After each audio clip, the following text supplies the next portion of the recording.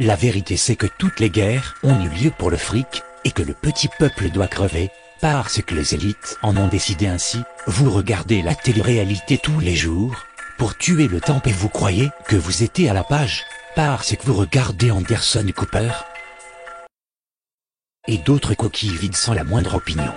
L'apparence est sans importance, les marques sont sans importance, les drogues sont sans importance, tout a été créé pour vous rendre idiot, la presse libre, la télé, les films hollywoodiens, l'école, l'université, la religion.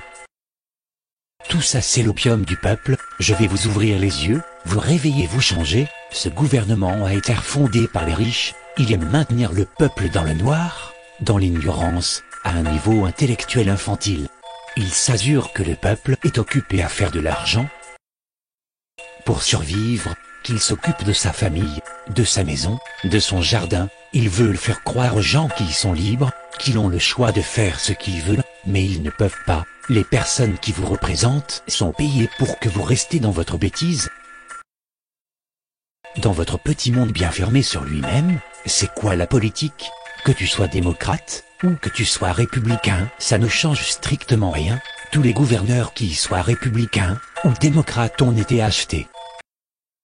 On peut toujours voter et élire quelqu'un, ça change rien. Ce sont les lobbyistes qui ont le pouvoir, on lèche le cul des dirigeants arabes, qui viennent avec leurs pétrodollars, acheter des voitures de luxe, aux entreprises américaines, pendant que quotidiennement ils exécutent leurs prisonniers.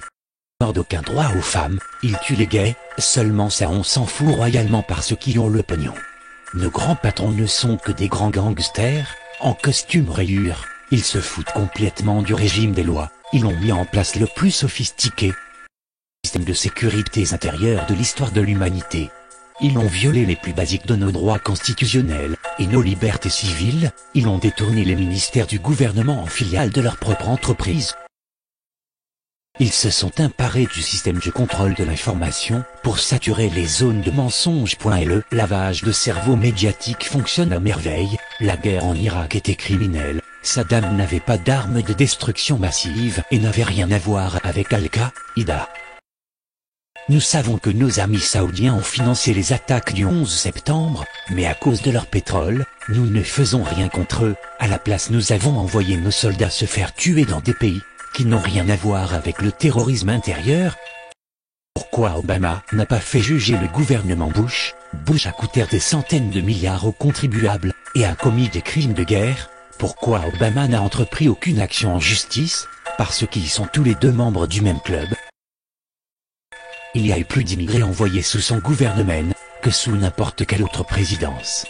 Pourquoi n'a-t-il pas fermé Guantanamo, où des prisonniers ont même pas eu le droit à aucun procès? Ça n'a aucune preuve, un État voyou qui viole toutes les lois internationales.